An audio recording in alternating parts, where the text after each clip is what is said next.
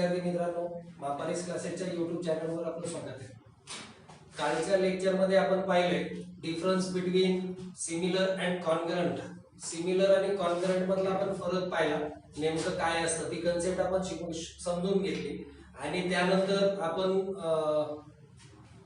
Ratio of area of two triangles आपण तो एक कन्सेप्ट समजून घेतला. त्यानंतर आपण प्रॅक्टिस सेट नंबर 1.1 मधले दोन प्रश्न पाहिले होते. आता आपण त्याच्या पुढच्या पार्टला सुरुवात करू. प्रॅक्टिस सेट नंबर 1.1 मधले क्वेश्चन थर्ड आपण बोर्डवर लिहिलाय. आता सध्या इथं काय आहे तो प्रश्न पाहू आपण. काय दिलंय, इन फॉलोइंग फिगर खाली दिलेल्या आकृतीमध्ये segment PS perpendicular to Q R Q segment वाढवली आणि पीएस ही त्याला परपेंडिक्युलर केली.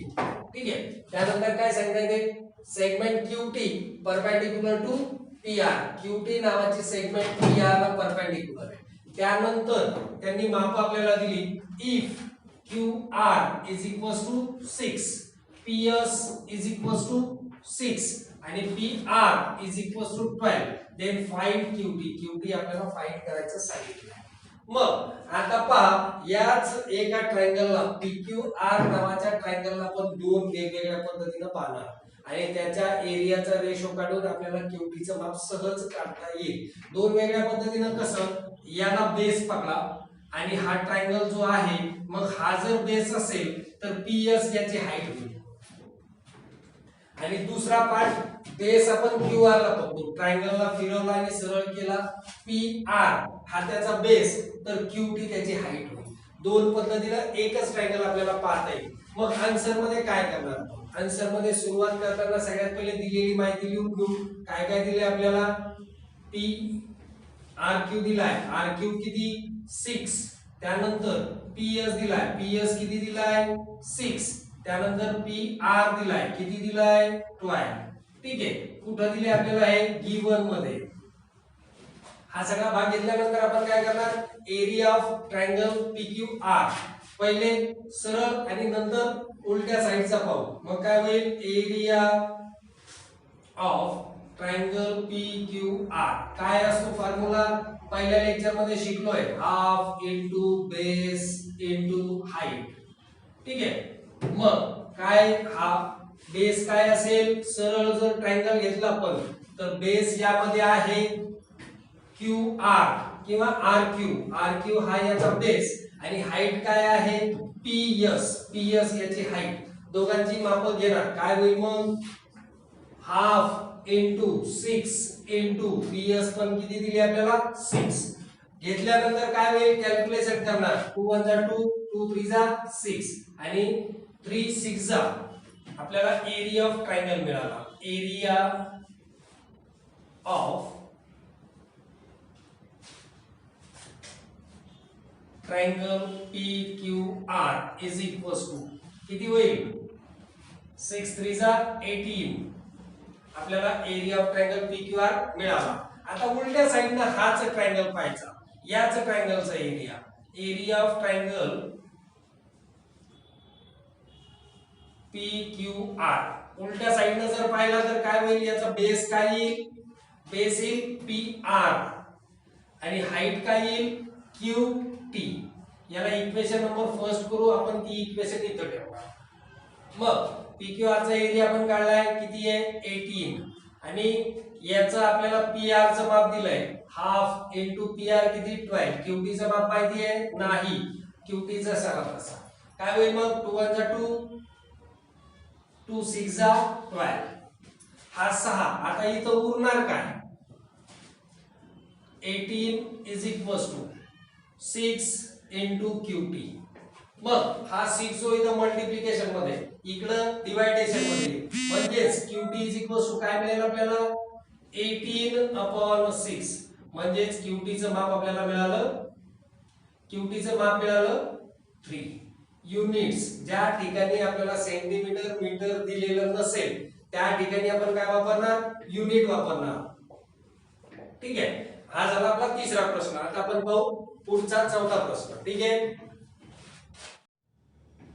चला practice set number 4 practice set number 1.1 मधला क्वेश्चन नंबर 4 काय म्हणणं आहे प्रश्नामध्ये इन द फॉलोइंग फिगर खाली दिलेल्या आकृतीमध्ये AP perpendicular to BC AP ही परपेंडिक्युलर आहे बीसी ला आणि त्यानंतर एडी आणि बीसी एडी आणि बीसी या काय आहेत पॅरलल लाईन मग आपल्याला शोधायचं काय triangle area of triangle ABC is to area of triangle BCD या दोन्ही ट्रायंगलच्या एरियाचा रेशो आपल्याला शोधायचा आहे मग यामध्ये पहा हाईट जी आहे एपी जी दिली आहे ती दोन पॅरलल लाईन मधला डिस्टन्स आहे हे दोन्ही ट्रायंगल जे आहेत दोन पॅरलल लाईन मध्ये आहेत म्हणजे या दोघांची हाईट कशी असेल सारखी का बरं distance between two parallel lines are congruent किंवा कॉन्स्टंट ठीक आहे दोन पॅरलल लाईन मधला डिस्टन्स जो असतो तो कॉन्स्टंट असतो आणि या दोन फिगर मध्ये बीसी हा कॉमन बेस आहे त्याच्यामुळे ह्या दोन्हीही ट्रायंगलचा एरियाचा रेशो जो येईल तो 1 येईल का बरं कारण यामध्ये बेस आणि हाईट कॉमन आहे सारखीच आहे मग तेच आपल्याला लिहायचं काय आहे काय काय लिहिणार आपण triangle ABC and triangle BCD have same base काय बेस आहे BC बरोबर त्यानंतर आता या दोन ट्रायंगल मधला distance between two parallel lines काय असतो constant distance between two parallel lines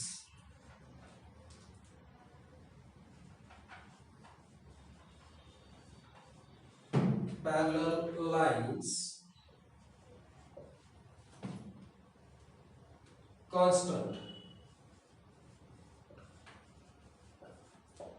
therefore triangle height of triangle ABC and triangle BCD are common okay मग दोन्ही ट्रायंगलची हाईट पण कॉमन आहे आणि बेस पण कॉमन आहे मग काय होईल दोन्ही एरिया ऑफ ट्रायंगल काय होईल same area of triangle ABC is equals to area of triangle BCD हे काय झाले इक्वल म्हणजे याचा रेशो काय असेल area of triangle ABC upon area of triangle BCD is equals to 1 upon 1 म्हणजेच काय येईल therefore area of triangle ABC is to area of triangle BCD is equals to 1 ठीक आहे आता आपण पुढचा प्रश्न पाहू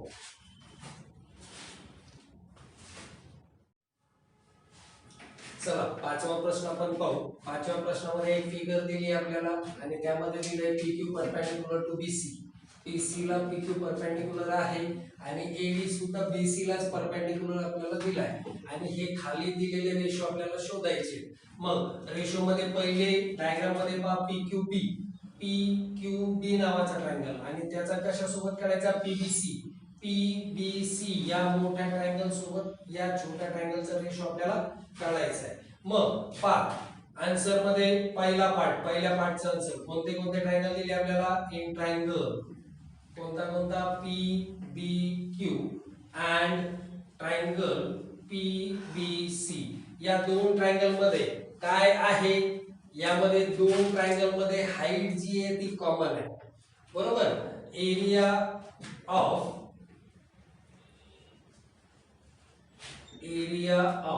triangle with equal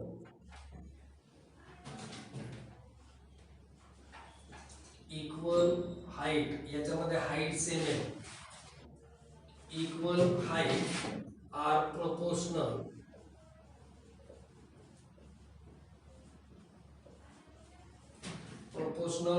to their corresponding base म्हणजेच पहा या दोन ट्रायंगल मध्ये PBQ नावाच्या ट्रायंगल मध्ये आणि PBC नावाच्या ट्रायंगल मध्ये PQ ही हाईट जी आहे ती काय इक्वल आहे. मग हाईट जर इक्वल असेल तर कशाच्या प्रोपोर्शन मध्ये हा रेशो असतो, कशाच्या प्रोपोर्शन मध्ये असणार तर त्याच्या करस्पॉन्डिंग बेसचा. म्हणजे आन्सर काय येईल, देअरफॉर एरिया ऑफ ट्रायंगल कोणता PQB upon area of triangle PBC is equals to कोण बेस कोणता कोणता आहे BQ आणि BC. या PQB ट्रायंगलचा BQ अपॉन BC हा झाला पहिल्याचा आन्सर. आता सेकंड मध्ये काय दिलं आपल्याला, ट्रायंगल कोणता कोणता दिलाय PBC, area of triangle PBC आणि PBC नंतर ABC. PBC आणि ABC या दोन्ही ट्रायंगल मध्ये काय कॉमन आहे, BC कॉमन आहे म्हणजे काय बेस कॉमन आहे. म्हणजे हा रेशो कशा बरोबर येईल, हाईटच्या प्रोपोर्शन मध्ये येईल. हाईटच्या प्रोपोर्शन मध्ये येईल. मग दोन्ही ट्रायंगलची नाव घेतली कोणता कोणता, in triangle PBC and triangle ABC या दोन्ही ट्रायंगल मध्ये सेम एरिया ऑफ ट्रायंगल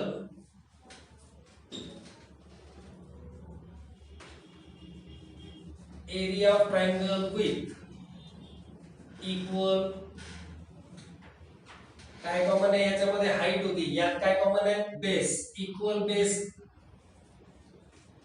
तर काय होईल, are proportional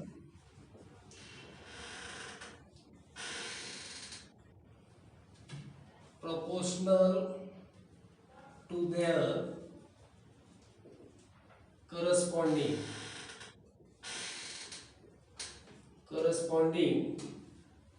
height. Base common असेल तर हाईट मध्ये हाईटच्या प्रोपोर्शन मध्ये असणार. मग काय होईल, therefore area of triangle PBC upon area of triangle ABC is equals to याच्या हाईट काय काय, PBC ची हाईट काय PQ अपॉन ABC ची हाईट काय AD. ठीक आहे. त्यानंतर तिसऱ्या याच्यात कोणते ट्रायंगल आपल्याला दिलेत, ABC आणि ADC. ABC आणि ADC या ABC आणि ADC ट्रायंगल मध्ये AD ही हाईट कॉमन आहे. मग सेम काय येईल, कोणता कोणता triangle, in triangle ABC and triangle ADC. ABC आणि ADC हा ADC काय होईल, area of triangle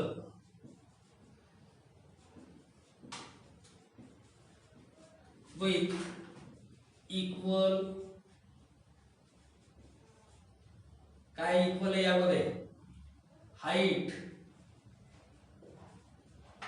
equal height R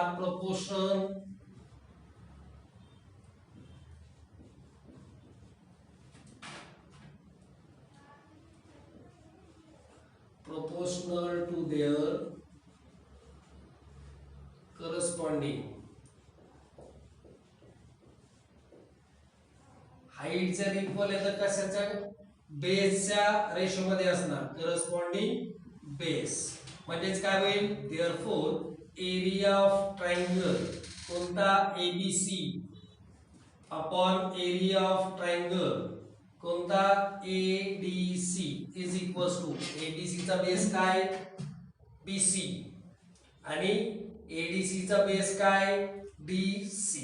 ठीक आहे. आता चौथा काय आहे, चौथ्यामध्ये फोर्थ मध्ये ADC ट्रायंगल ADC आणि PQC हे दोन ट्रायंगल त्यांनी दिले. म्हणजे या दोन्ही ट्रायंगल मध्ये बेस आणि हाईट इक्वल आहे का, PQC हा एक वेगळा ट्रायंगल झाला आणि ADC हा वेगळा झाला. यामध्ये हाईट आणि बेस कोणताच कॉमन नाही. मग त्यावेळेला आपण काय करणार, आपला जो पहिली प्रॉपर्टी आहे ती पहिली प्रॉपर्टी इथं वापरणार. कोणती प्रॉपर्टी, इन ट्रायंगल पहिले लिहून घ्या कोणते कोणते ट्रायंगल आहे. In triangle ADC and triangle PQC याच्यामध्ये काय ratio of areas of two triangle ratio of areas of two triangles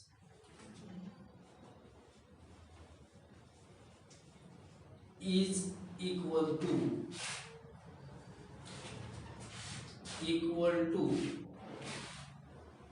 there is equals to product of their base and corresponding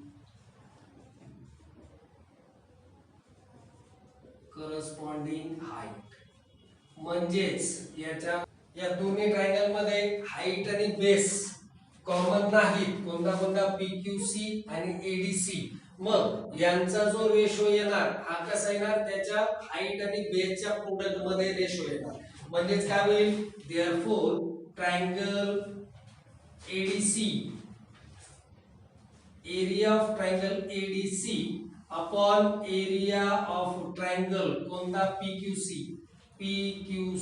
is equals to ADC ची height आणि base AD